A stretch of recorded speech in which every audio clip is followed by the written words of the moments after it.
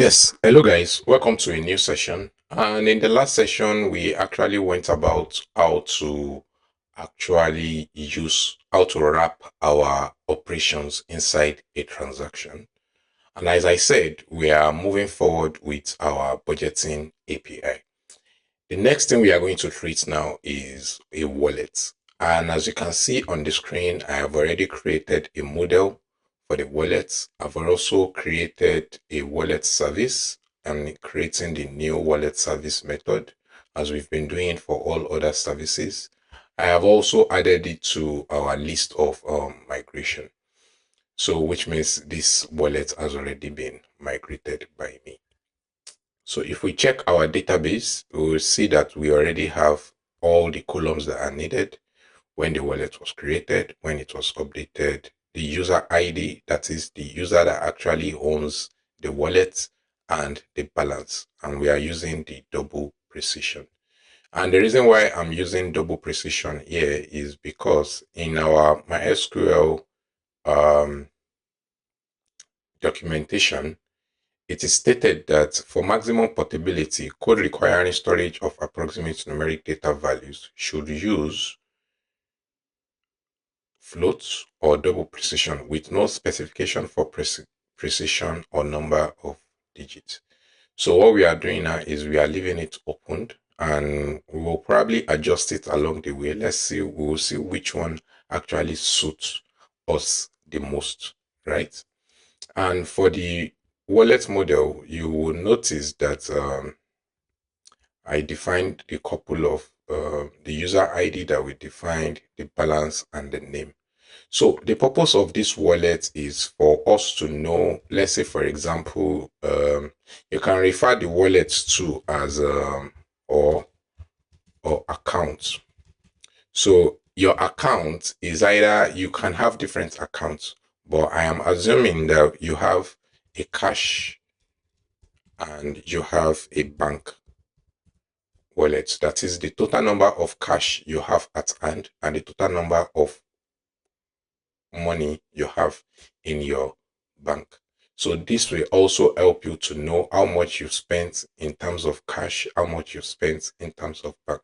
And if you are withdrawing money from your bank into your cash, it will also be recorded as an expense and your cash wallet will actually be credited. And if you are depositing money from your cash wallet into your bank wallet, it will also be credited as um it will be credited as income for bank and it will be credited as expense for cash. So without further ado, the next thing I'm going to do is I'm going to go to our already created wallet service, and the couple of things that we need for wallet service uh, to actually happen is we need a way to be able to actually create a wallet. So what we are going to be doing is a user will have a default wallet already created for them once they come into the system, right? So that's what we'll be doing in that regard.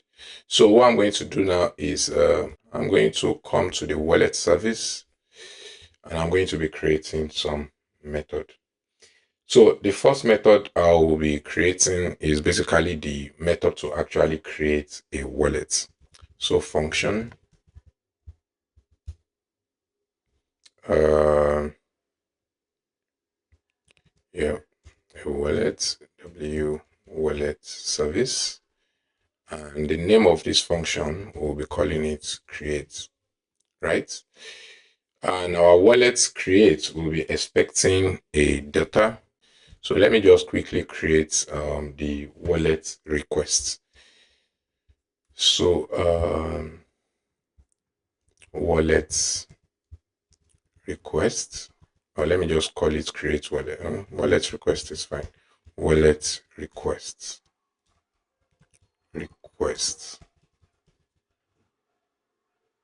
Yeah. So our wallet request is basically going to be expecting. It's basically a struct type create wallet request, and it is struct basically expecting the name of the wallet, and it's also expecting the amount of money you want to save that is inside the wallet, right? And we are going to add some validation, of course. We are expecting it to be required, and it cannot be more than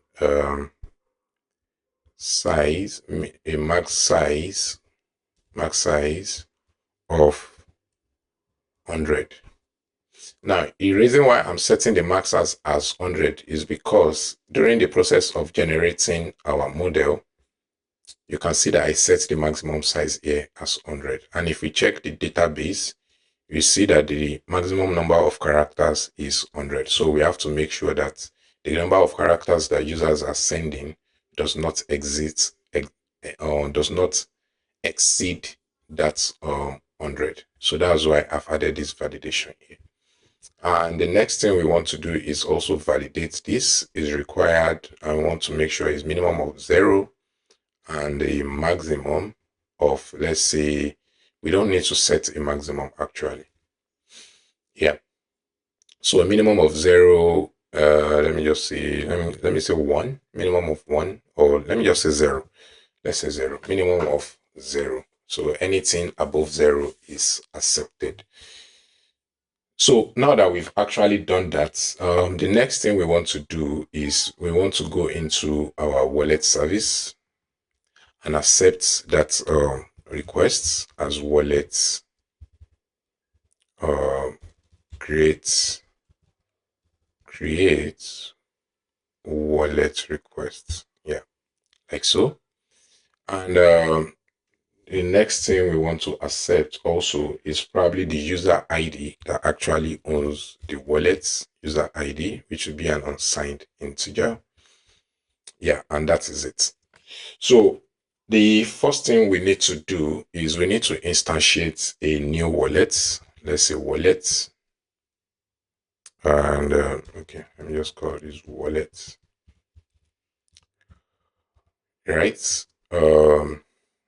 The model that is coming, that will be data, the user ID. So the wallet, the user ID, the amount, right? This will be wallet model. Okay. The amount, data.amount. Let me see. Okay, it is balance. Sorry. Balance. So our balance will be like balance then the amount that is actually being deposited into the wallet as at the point of initialization. Then we also need the name of the wallet. So basically those are the three things that we actually need. So now that we've done that,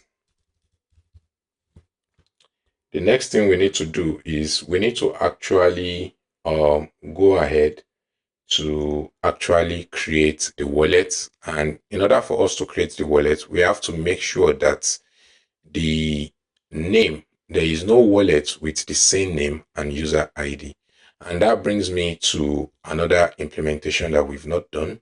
We need to actually make sure that the user ID and the name are actually unique for a particular user. And we'll pick up that basically from one of the models that we've created before, where we made sure that the index, month, year, and all the unique index, user IDs, log are unique. So I'm just going to copy this and I'm going to come to our wallet model and I'm going to add this additional unique index. But the unique index here, I'll be calling it wallet user ID.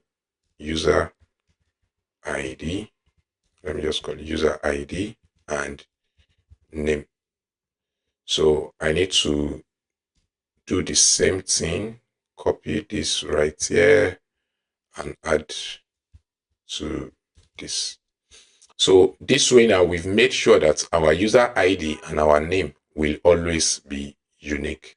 So a user will not have a wallet with the same name, right? It will not have a wallet with the same name twice. So for that, I need to quickly run our migration. I'll run our migration. migrate. Yeah. So you can see that a unique index has been created for on the wallet table using the user ID and the name column. Yeah, so we are good in that regard. If we check our database now and refresh, if we check the keys, you can see we have that unique index, as I said. So that is a good one for us. So let's go back to our wallet service. Right, so the next thing I want to do now is I want to actually make sure that the wallet does not already exist, right? So what I'm going to do now is I'm just going to create a new column. I'm going to create a new method. Let me just copy this and I will call it, let me see, wallet.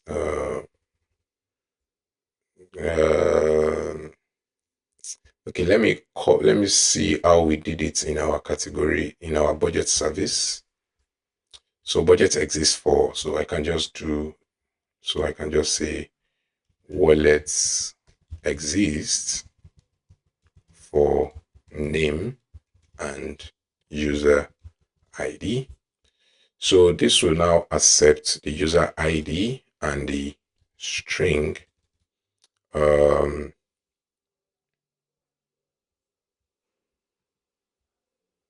a string, that will be the name and the user ID.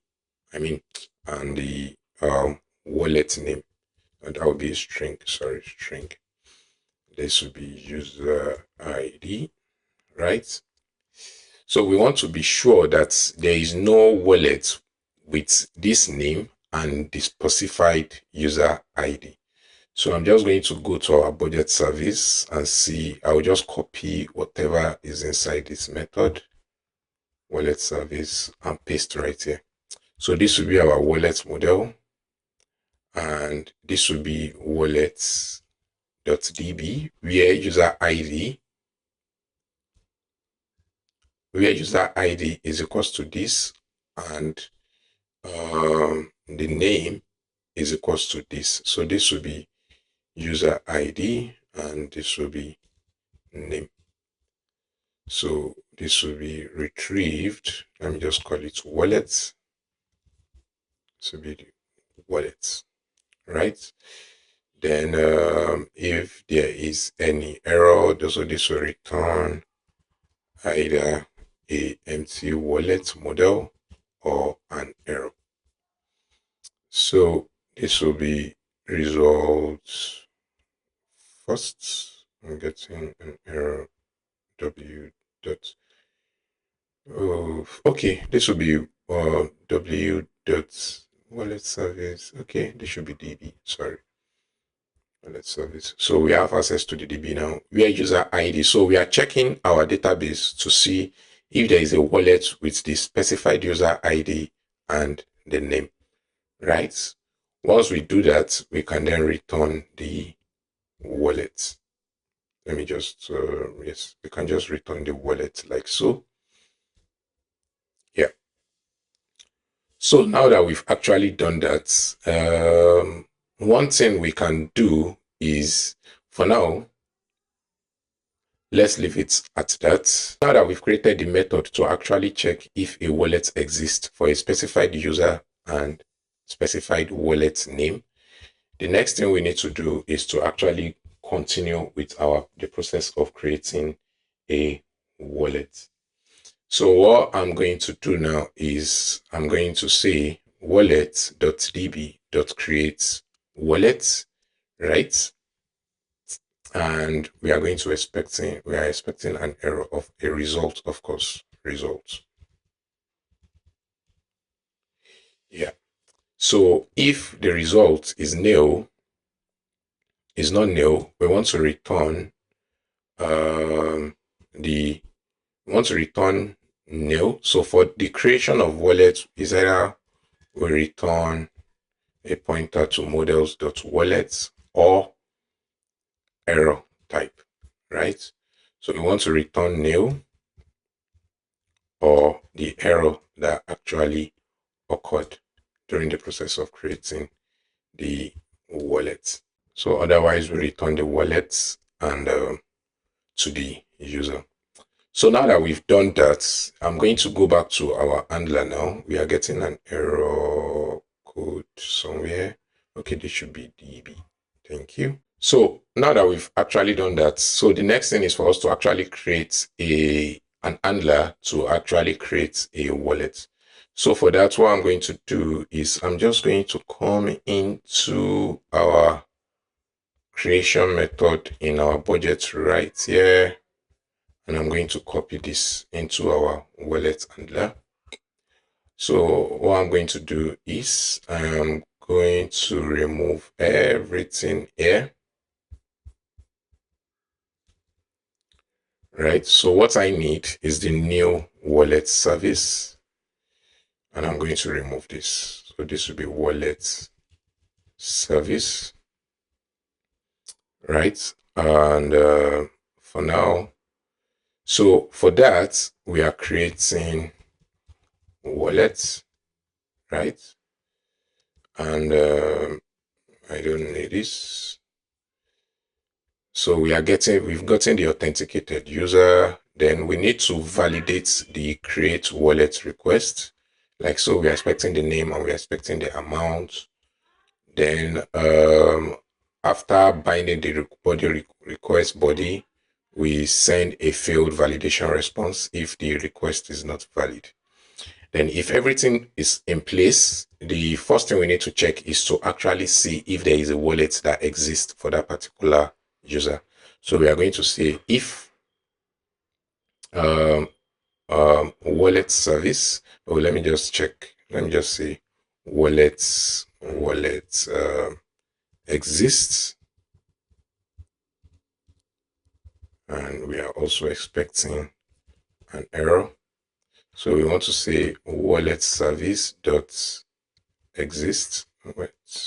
New wallet service. Okay, this should be in capital letter. It exists for username and name. So wallet exists for username and name. Then we are sending in the payload, as I said, the name and the user ID, right? So we want to check if the error is not nil. If the error is not nil, right here, I'm just going to ignore this error. I'm banking on that. I'm not expecting any error from during the process of trying to retrieve a wallet. So I'm just going to ignore the error here. So I'm going to say if wallet exists, that is there it's actually a wallet that exists, or let me say if wallet is not nil, it's not nil, that is a wallet actually exists based on what we've actually done here, right? If it is not nil, then that means a wallet exists. So we want to return send back request wallet already exists for a wallet already exists for name, like so. So for a wallet with that name already exists, or let me say a wallet with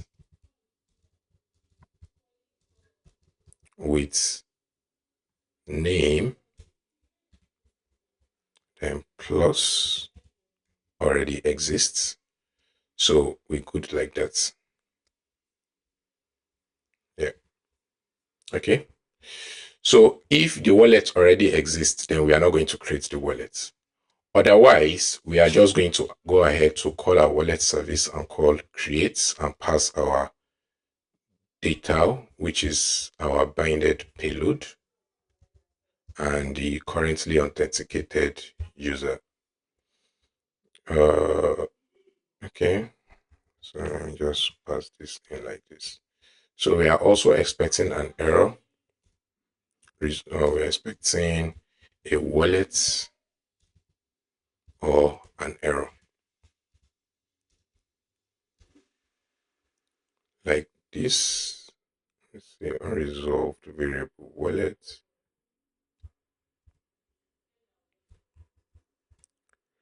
Okay, so if error is not nil,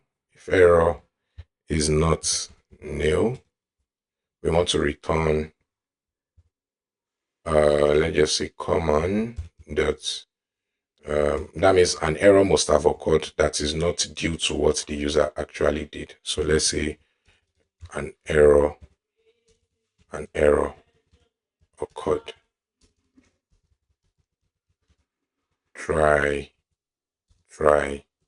again later. Then we pass the context. Right? Just see a wallet occurred.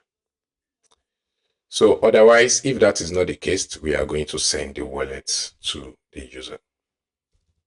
Right? So this is how we are actually going to create a wallet, right? So the next thing we need to do now is we need to go to our Postman. First of all, we need to restart our application. Okay. Make run dev. Yeah. So now that that is done, we need to actually create a wallet. So I'm just going to add a new folder. I'm going to call it wallet. And I'm going to add a request. I'm going to call it create wallet.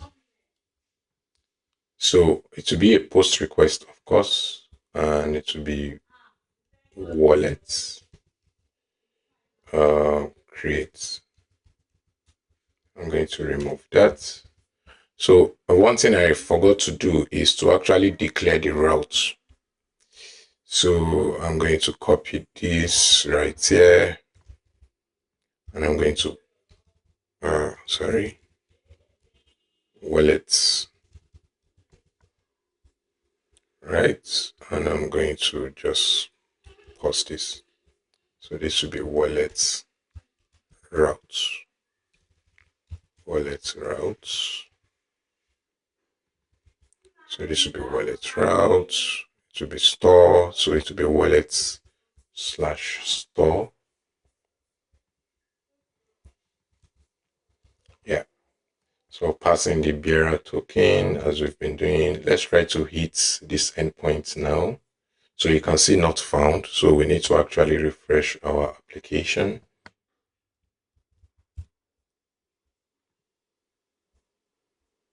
Okay, now our application is redone.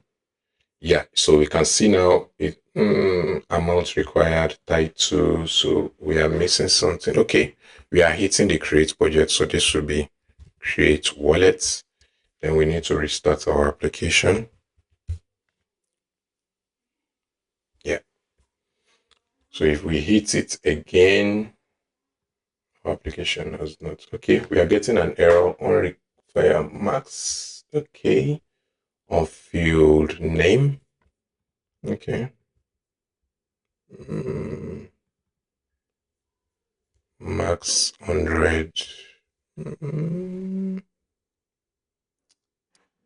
Undefined validation function max. So this should be a comma, and this should be a comma. So let's try to refresh our application again. Okay, so let's go to our Postman and hit. Now you can see we are getting name is required and amount is also required. So we are going to go to JSON and we are going to pass in the name of our wallet and we are going to pass in the amount, that is the balance, and name will be let me just call it let me just say test wallet, and the amount that I want to pass in is 1,200 points. So I'm intentionally putting decimal to see how our float figure we actually react, right? So then another thing that I need to do is to actually make sure that this value is actually numeric. The amount value is numeric. So let's go back to our documentation. Let's see where we can see numeric. Yeah, numeric. So this alphanumeric. What I want is numeric. number. So validate string contains number values only. For integers or floats, it returns true. Okay, so we can use a numeric value that the string contains basic numeric, basic includes exponents. Okay, so let me update this to number as well. So this should be a number. Or let me just put it right before that minimum number and remove this. So let me try to refresh our application to make sure that it's actually working. Yeah, so the first thing I'm going to do is I'm going to pass a string. So you can see fail to bind body, make sure you are sending a valid payload. So let's try to do this and see, let me see this. Yeah, so you can see that our balance, and it's actually capturing all the decimal place that we added rather than cutting it off. So that is why we actually used that double without providing precision. So if we check our database now, let's see if our wallet has been created. So you can see now that the exact value that we actually passed in is in the database, which is perfect for us. So let me try to do something like a billion 1,000,000,000,000. So if we try to hit it now, so you can see that the wallet with name test wallet already exists. So which means our checking if a wallet exists is also working. So what I'm going to do now is I'm just going to delete this wallet. I'm going to delete it.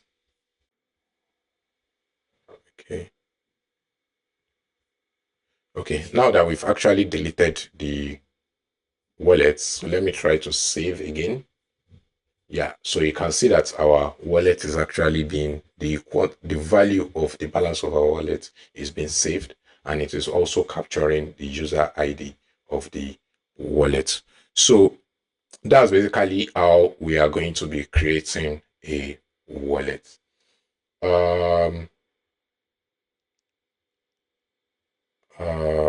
Okay, so let's go back to our wallet handler.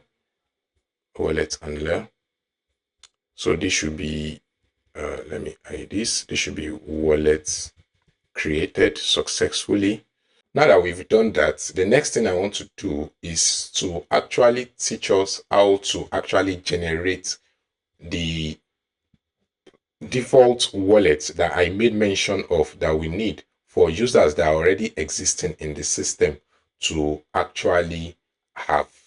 So what I'm going to do now is I'm going to create another method,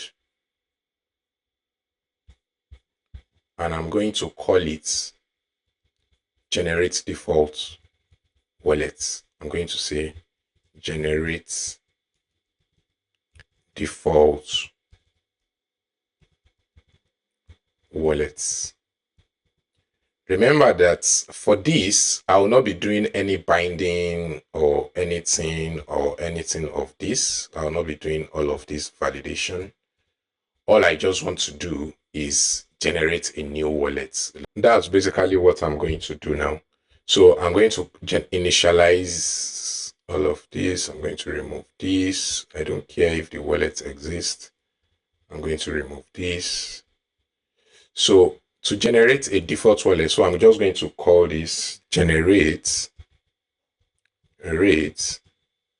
default wallets, right?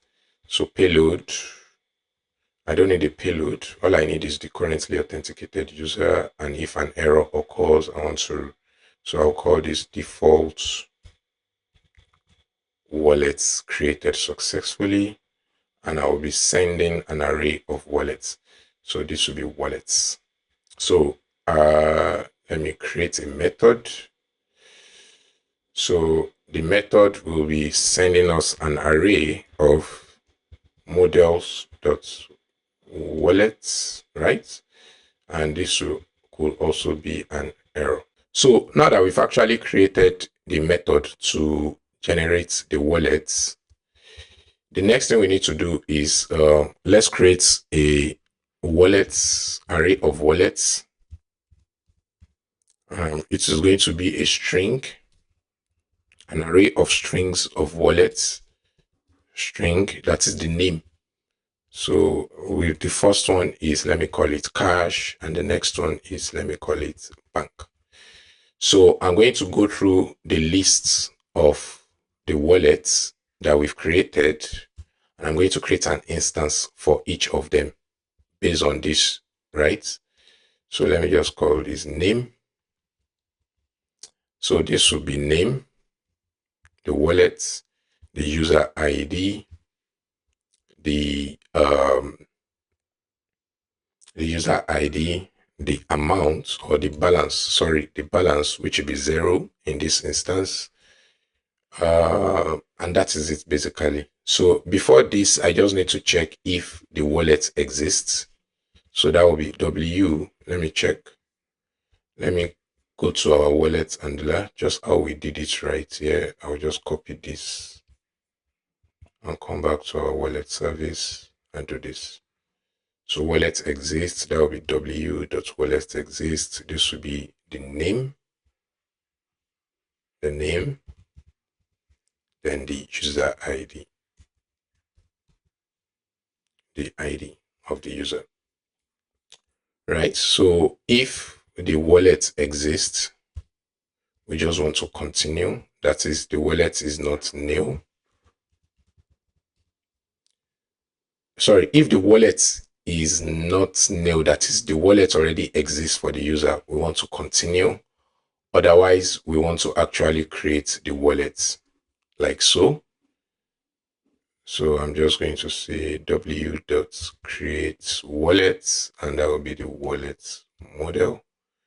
No. So what we are going to do is we are going to generate the create wallet request. So that's what we are going to do. Let me just come back right here. So that will be this create wallet request dot create wallet. We don't need this. This will be amount, and we don't need this. So our create wallet will be expecting the wallet request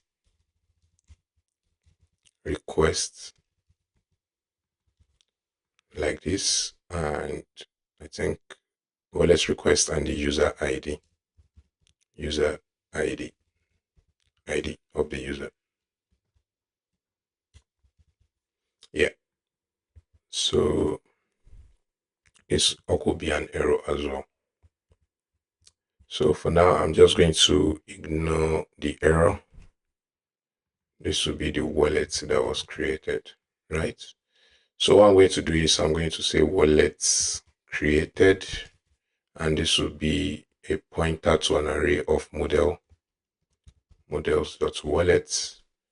And I'm going to say wallet created equals to the append the wallet that was created. If, let me see, error, if error is not nil, we want to return the error. Otherwise, we want to append the wallet like so. Replace with nil slice. Okay, this is perfect. So wallet created like this. Then if everything goes well, we want to return the wallet created or nil. So this way we will be able to generate wallet for the users. So we'll go back to wallet handler, and like this, unused variable. So we're going to return the wallet that we generated, right?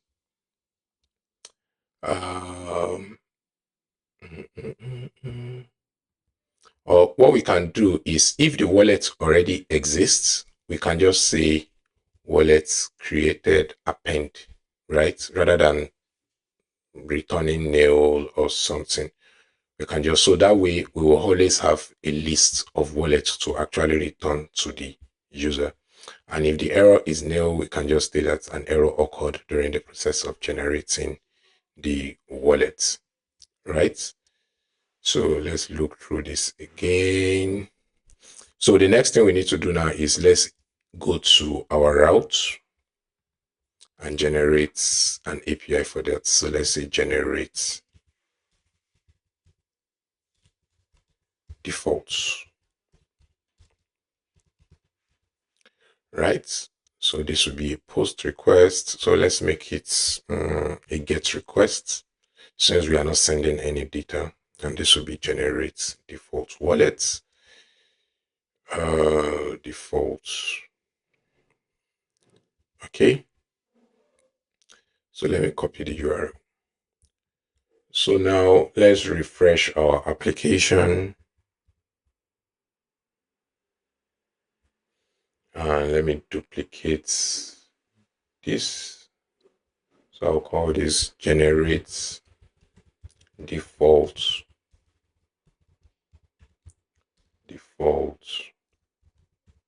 wallet, and this will be wallet, sorry, like so. Yeah, we don't need the body since this is a get request, and we hit that API. Now you can see that our wallet has been generated for us, right? So if I hit it again, so we are getting an error now, which is good. So that means something is actually wrong. So let's see what the error is. So we are getting a certain tool, blah, blah, blah.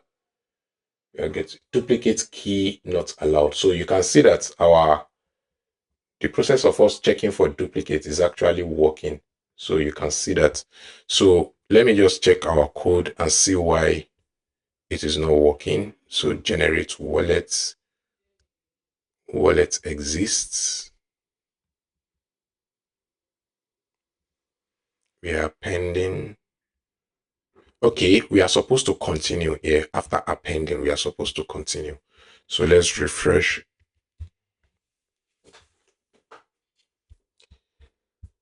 Then let's go ahead again. Yeah, you can see now we are getting the same wallet, right? We are getting the same wallet. So that is good. That is good. We've made progress. So that will be the end of this session. In the next session, I will teach us how to actually now deposit into our wallets and how to record them as a transaction. See you next session.